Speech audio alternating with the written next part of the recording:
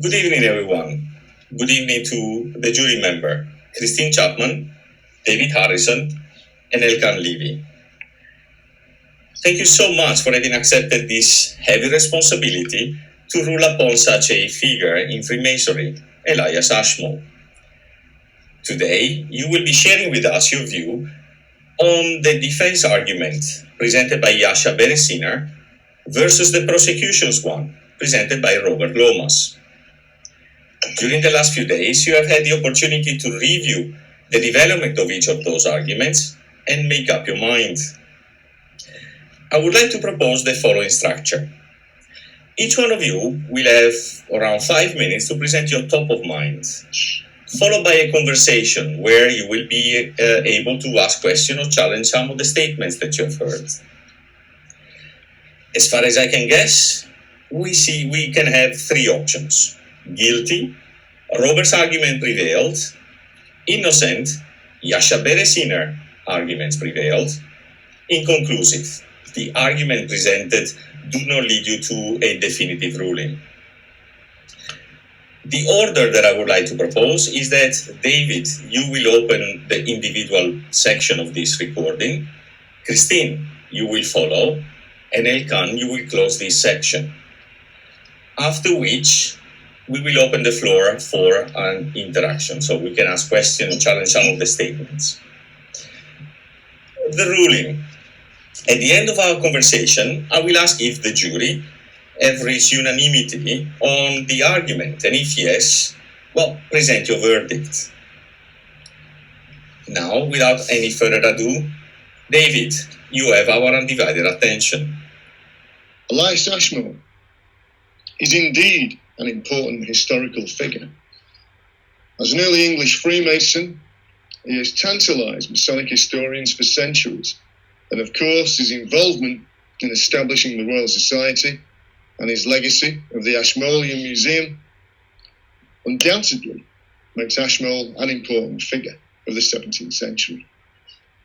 As historians, we can assess the value of the historical character, but we can also analyse the drive behind the character's actions. Indeed, Ashmole did have a tendency to attach himself to men of learning or men of influence in what appeared to be a means to gain status, influence, and power.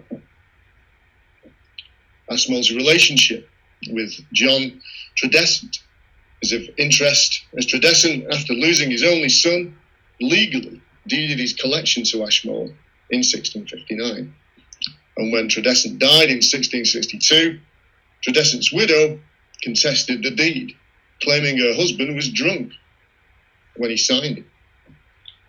Ashmole's noted aggressiveness in obtaining the Tredescant collection in an effort to advance his own status was noted by scholar Marjorie Swan. A similar relationship occurred where Ashmole seems to have become rather close to William Backhouse, who adopted Ashmole as his son in 1651. Ashmole gaining the knowledge of the Philosopher's Stone. His most important alchemical work followed, Theatrum Chemicum Britannicum. So basically we can see a pattern there, really, of what Ashmole was doing to gain status. So Ashmole's first marriage to Mary Lady Mannering, 20 years his senior, led to Ashmole gaining her first husband's estates, leaving him with enough income to pursue his interests in alchemy and collecting. And it is his marrying into money, though common during the period, that reminds us perhaps of the roguish main character of William Makepeace Thackeray's 1844 classic novel, The Luck of Barry Lyndon. Most particularly the episode where Barry marries the wealthy Countess of Lyndon and spends all the money. So to conclude, Ashmole's obvious contributions to the early history of natural philosophy, the establishment of the Royal Society, the Ashmole Museum, and of course his early mention of Freemasonry, make him an important historical figure of the 17th century. Though certain actions can be called into question, especially as Ashmole was clearly establishing certain relationships for the gaining of money and to advance his own career and his own status. Thank you, David. Christine, you have the floor. When I was asked by Robert Lomas to be on this jury, the only facts I knew about Ashmole was that this was the earliest recorded instance of an initiation into Freemasonry in England, and that there was a connection to the Ashmolean Museum in Oxford. Much of what I've learnt about him since inclines me to conclude that he was a pretty unsavoury character, but that is viewing him through the prism of modern mores and values and my own personal viewpoint as a woman. One has to conclude that the manner in which he set about making his name and fortune was very calculated, and that women were just collateral damage in this quest. I realised that this was acceptable for those times in which women were considered to be the property of either their father or their husband. Similarly, I accept Yasha's argument that he used the connections he made through Freemasonry to ingratiate himself into society, there being no other way for someone of his rather lowly birth to make their way in the world. But I can't, in all honesty, see what benefit he brought to Freemasonry other than to be a marker in the timeline of English Freemasonry. But I found it really hard to overcome my extreme distaste for how he treated Tredescants, and particularly the widow Hester, in his desire to obtain the Tredescant collection, which was an extremely eclectic collection of rarities and curiosities obtained during their horticultural expeditions. The collection, known as the Ark, was open to the paying public. He tricked his way into getting John the Younger to sign a deed of transfer in the event of his death, which John regretted almost immediately and went to court to try to get overturned. But the wily lawyer, as I have seen Ashmole described, had made it watertight. On John's death, Hester again went to court, but the deed was upheld. However, she was allowed to live in the property and benefit from the visitors to the collection until her death. I was astounded to read that Ashmole then promptly moved in next door to Hester to keep an eye on the collection. Relations between the two deteriorated further amidst allegations of Ashmole making a hole in Hester's property to spy on her, and of Hester selling off part of the collection. I find the circumstances of her alleged suicide by drowning in her garden pond extremely suspicious, and if this had happened in modern times, Ashmole would surely have been a prime suspect for murder, as he definitely benefited from her death, and he had both motive and opportunity. This collection was donated to Oxford University by Elias Ashmole, which housed it in a special building, which some Oxford academics rather witheringly called a knick-knackatory. It did have the benefit of becoming the first museum open to the public. He sought to make a name for himself, and indeed he did. But I was moved by the epitaph on the Tredescant family tomb penned by John Aubrey. The great irony being that the tombs of both the Tredescants and the Ashmole are in the same gardens in Lambeth. Know, stranger, ere thou pass, beneath this stone lie John Tredescant, grandsire, father, son. The last died in his spring, the other two lived till they had travelled orb and nature through, as by their choice collections may appear of what is rare in land, in sea, in air, whilst they as Homer's Iliad in a nut, a world of wonders in one closet shut. These famous antiquarians that had been both gardeners to the rose and lily queen, transplanted now themselves, sleep here, and when angels shall with their trumpets waken men, and fire shall purge the world, these three shall rise and change this garden then for paradise. Whereas Elias Ashmole's epitaph merely lists his titles and his official collections of posts that he had accumulated during his lifetime. So yes, I agree that he was of a certain importance to history, but I really can't overcome my actual dislike of him. I can't be that objective, I'm sorry. Thank you so much, Christine. Elkan, the floor is yours. I tend to disagree with my colleagues. because I think that one of the great problems about looking at figures in the past is the tendency that we have these days to impose modern views of behavior and morality and what is right and wrong upon a totally different social structure. Yes, there is no doubt that he was not the most savory of characters. Had he lived in an era of lily-white purists, he would stand out as a very unsavory character, but he didn't. He lived in very tumultuous times. And we are trying to put onto him some of the behavior of our modern society, and it just doesn't work. Yes, he was trying to pull himself up socially. So, most of our ancestors have probably done that at one time or another. He did want status, influence, and power, and he wasn't a stupid man, and therefore it would be expected that he would be able, as it were, to pull himself up by his bootstraps. Robert Lomas is very much against him. I had a feeling that Lomas was very much against him per se, but particularly in the question of Freemasonry. But the truth is that we have no idea what Freemasonry was like in the 17th century. What sort of a ceremony did he go through in 1646? What sort of a ceremony did he witness 30-odd years later? The truth is, we simply don't know. And finally, dealing with Christine's very eloquent account of what is written on the tombstones,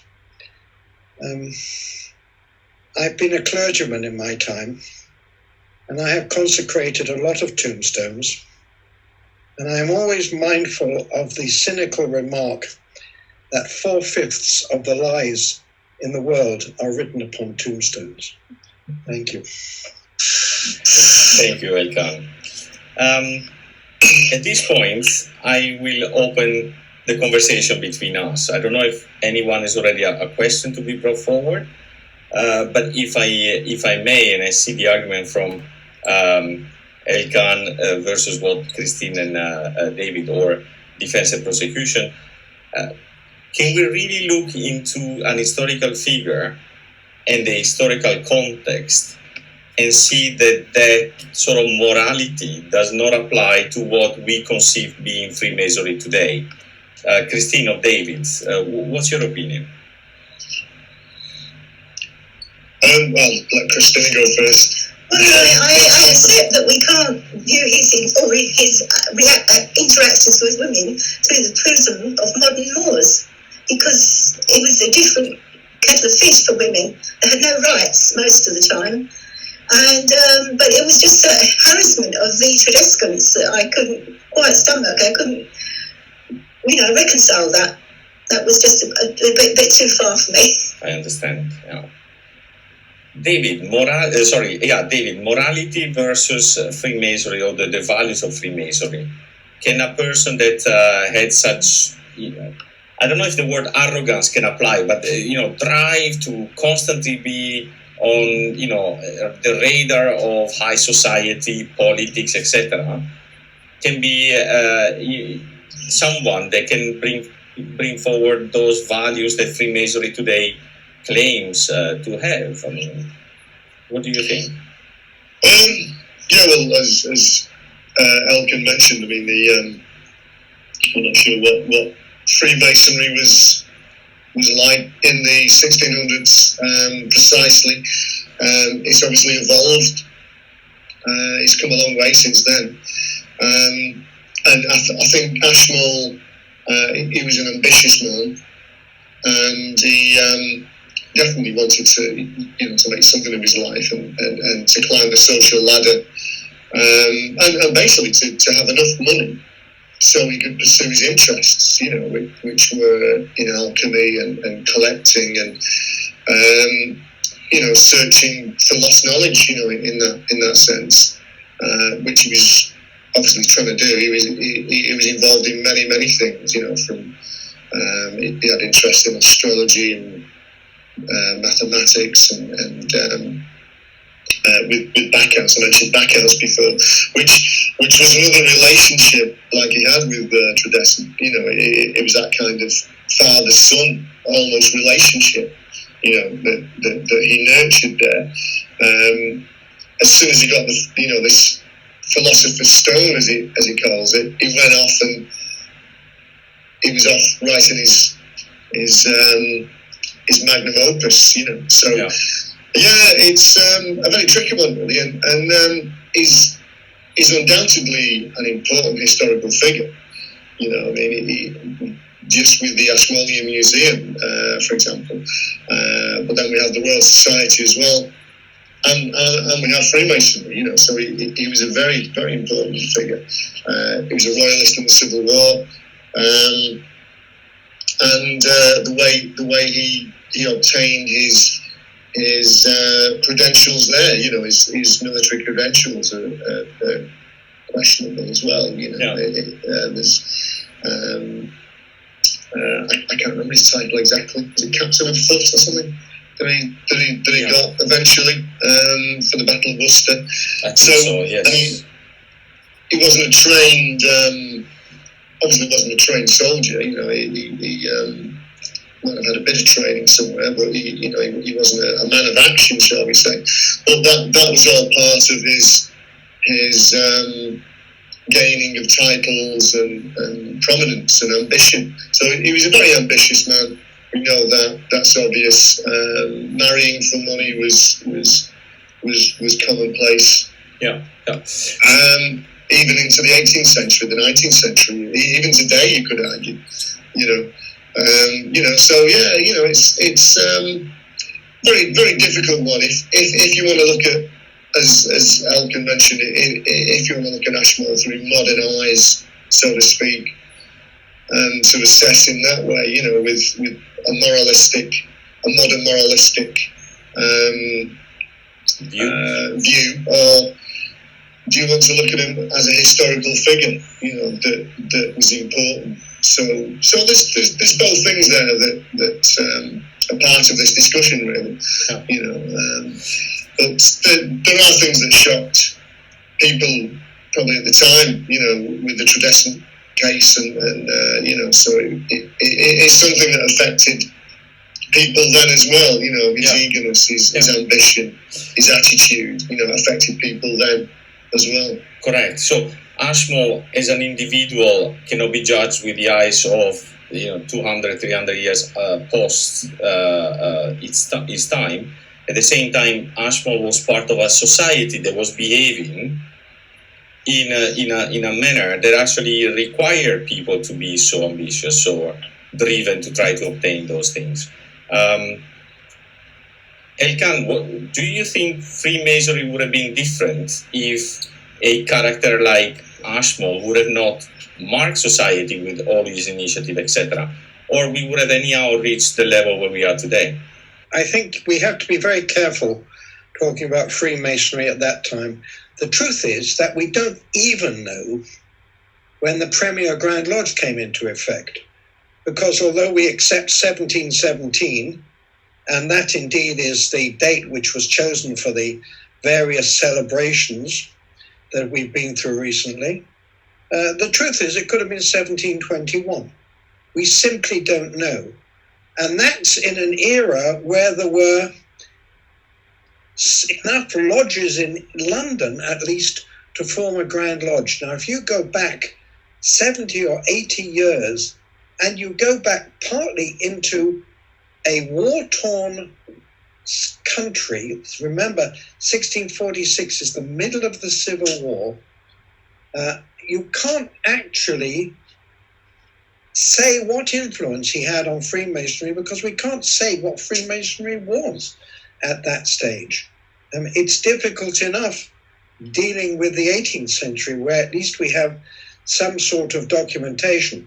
Robert Lomas, bless him, as a Scot, will adopt the usual Scottish Masonic attitude of saying nothing happens south of the border, and it's Sir Robert Lomas who did it all, and that the first Freemason in England was Lomas in, I think, Jedburgh, and it predates this, that, and the other.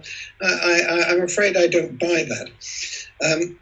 As far as his military credentials go, if you're in a war and you're calling people up, so they're not always properly trained, and you get people who get commands fairly quickly without necessarily being entitled to them in terms of experience. It happened as late as the First World War, where when they were trying to get soldiers in very quickly, if you went to a public school, you were commissioned, and if you didn't, you became an ordinary soldier. And then they packed you off and sent you off to France with absolutely minimal training.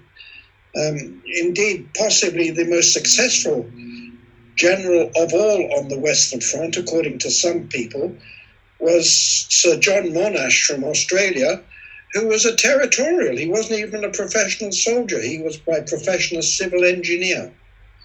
So the fact that he had some sort of military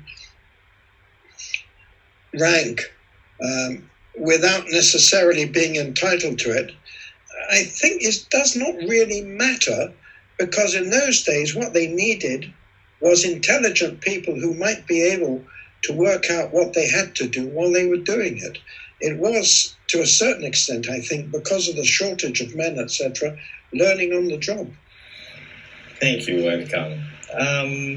Christine, from a women Freemasonry point of view, do you have a character that match the impact that Ashmole, not characterial-wise or behavioral-wise, but a character that has marked the women Freemasonry history in a similar way?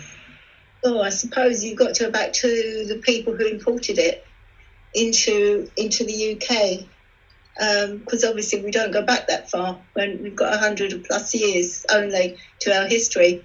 So yes, the founders who came over and brought it. Annie Besant probably is one of the most influential, because she went to France and was charged with setting it up in the UK, which she did, even though it was mixed Freemasonry.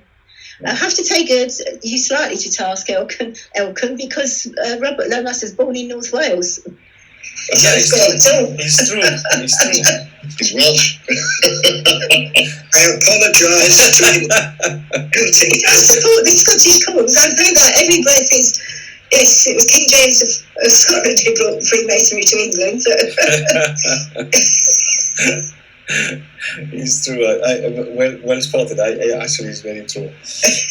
So let's take for 1 second the time. So let's leave 1 second the individual. So Ashmole and other characters that were contemporary, etc. Royal Society. David, was the Royal Society a combination of characters similar to Ashmole?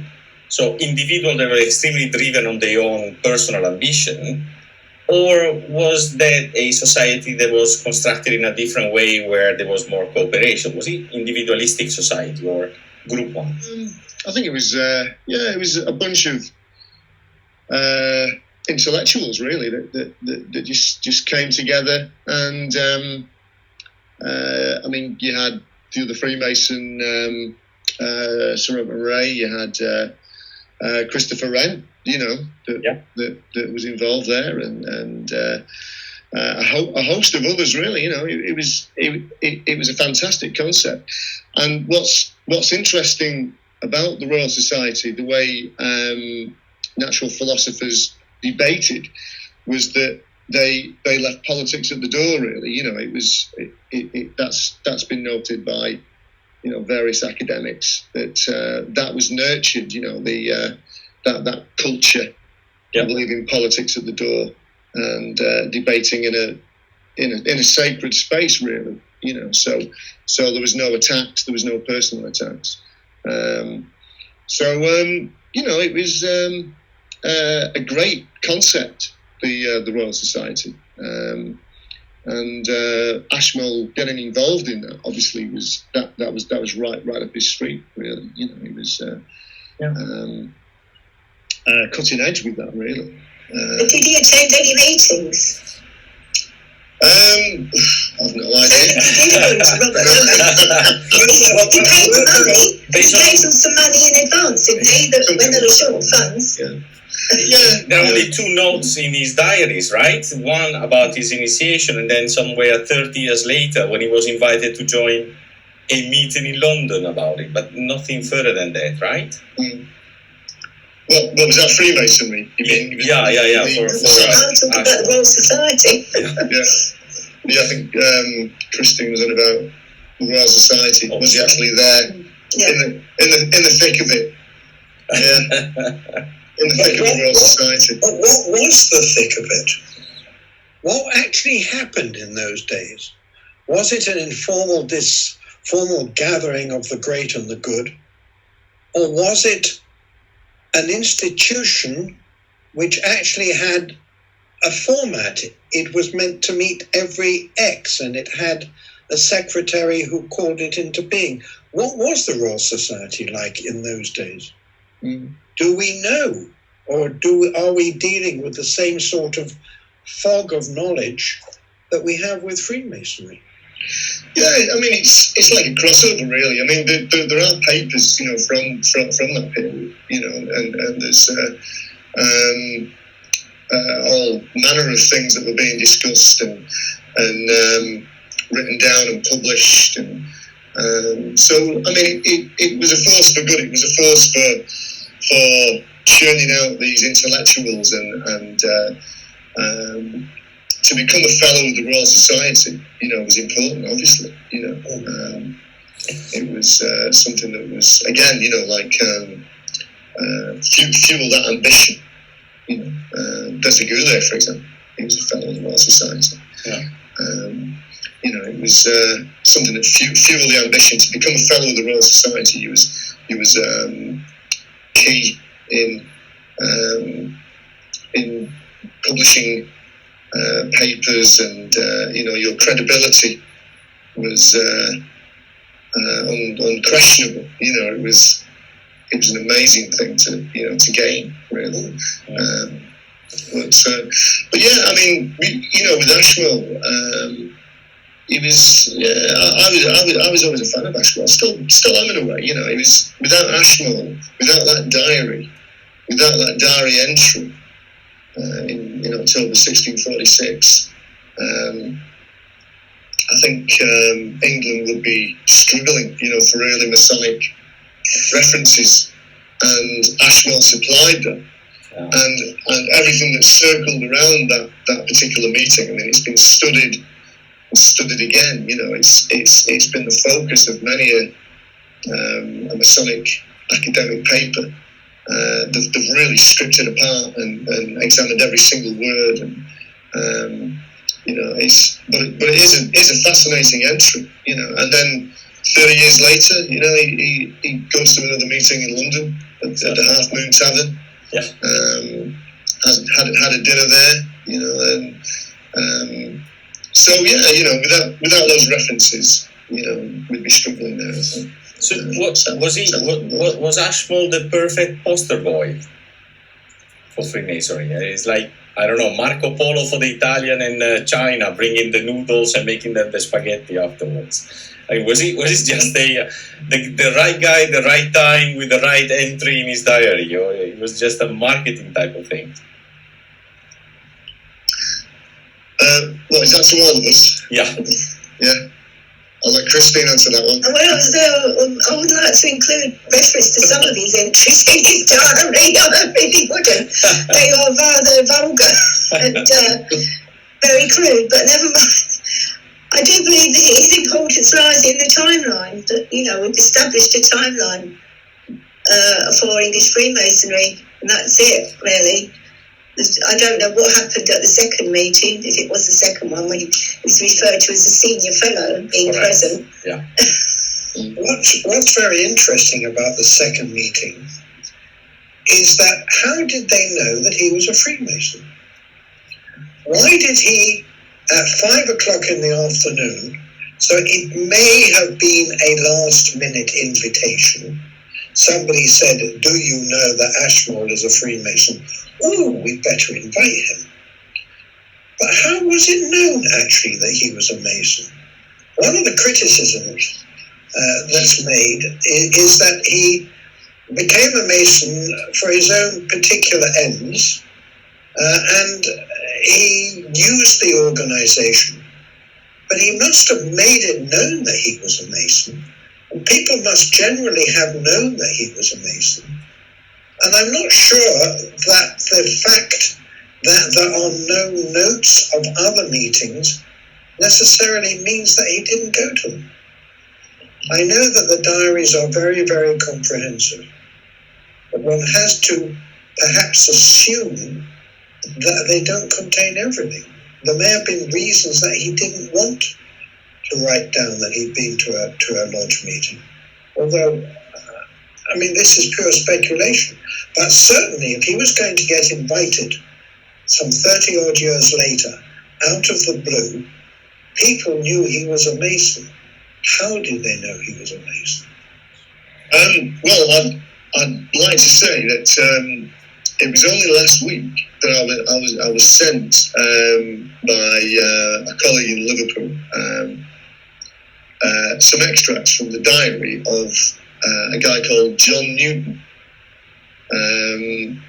who was, some of you might know John Newton in the 18th century.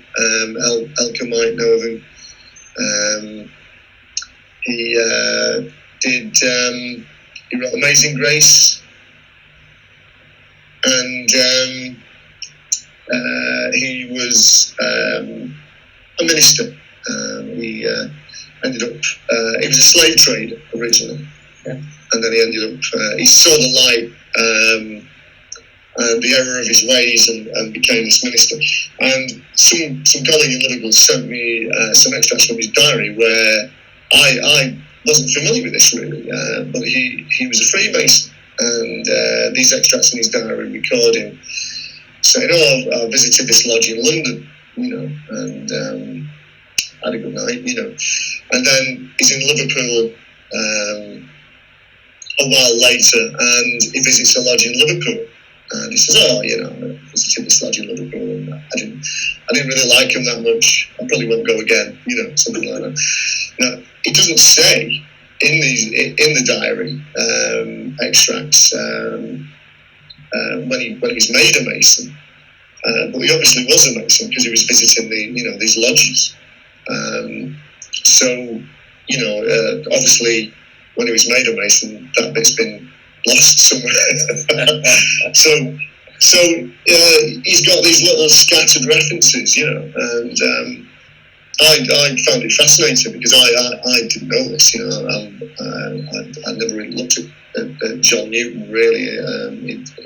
I'd mentioned him, in lessons and things, in lectures, in passing, but so with diaries, I know Ashmole's diary is quite comprehensive, but he might miss things, he might have had a hangover or something, and missed a couple of days and then caught up a few days later and just put in something. You never can tell with diaries, it's people do catch up with them, people just put in a few things. If he's travelling, maybe, it's something that he misses sometimes, he misses a few events out. So we never really know, but we have these two occasions there, which are vital, So and it's interesting because there's this massive gap, 30 years or something. So exactly. That's always tantalised historians about his mentorship and what was he doing in between. What were the dates of John Newton? What were the dates of John Newman? He was, I think it's, just off the top of my head, roughly to the nearest decade, early 18th century to kind of 1770s. Antonio can look on Wikipedia. I will. Have a quick look now. Yeah, I'm recording. I can't. I need to be interested. That's roughly it. Yeah. Okay. Is a fascinating character because he was a slave trader for a while. He was a captain of a slaver ship, and in Liverpool, and he had this kind of like epiphany, I suppose you'd call it, where he suddenly realised the error of his ways and this kind of terrible life he'd been leading, and suddenly he became a minister, and he was writing hymns and preaching, and fascinating character, You do see those historical characters where they have this life-changing moment and they turn into a different person, Fascinating stuff. Thank you so much for all this argument and extremely interesting point of view, both historical and contextual to the time of Ashmole.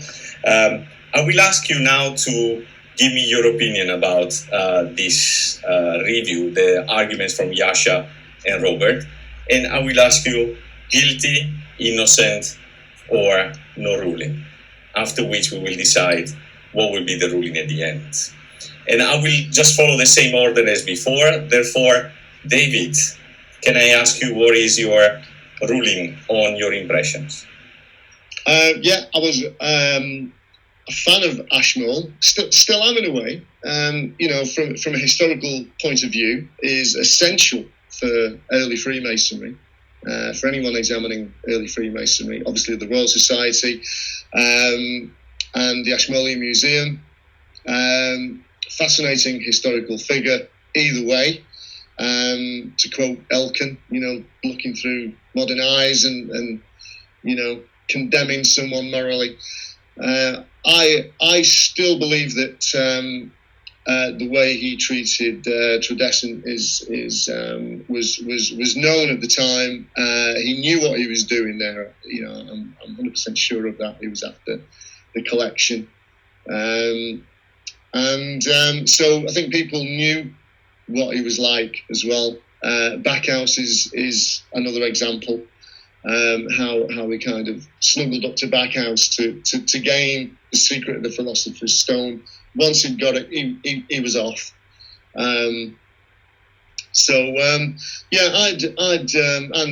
Because Robert Lomas is Welsh, as well. I'd say in this respect, guilty. Thank you, David. Christine. Well, I did accept a lot of what Yasha actually said, and I did try to be very objective, but I do come down on the side of Robert Lomas, I'm afraid, and I think he's guilty. Guilty. Thank you very much. Helga. I'm afraid I have to enter the minority verdict. Yes, he was not a particularly nice character. The truth is that we all know Freemasons who are not particularly nice character. Don't publicize that, but it's true. Yes, he was a bit of these days we might call him a bit of a wide boy. He got up to stuff which we wouldn't like, but which in that particular society was probably acceptable. Was he whiter than white? No. Was he as black as Robert Lomas would tend to paint him? No. I'm going to come down on an innocent vote. Very good. Thank you so much. That puts us in a situation of 2-1. And in a democracy, that would mean that we have to consider Ashmole guilty. Thank you so much to all of you. Christine, David, Elkan, thank you so much for your time. I really enjoyed the conversation and learning also elements that I didn't know before about Newton, for example. And what I will do, bringing this meeting to a closure, I will present your ruling to Robert and Yasha, and hopefully they will enjoy as much as I did and everybody that is listening. So thank you very much for your evening, and until the next time. Thank you. Thank you. Thank you. Thank you very much.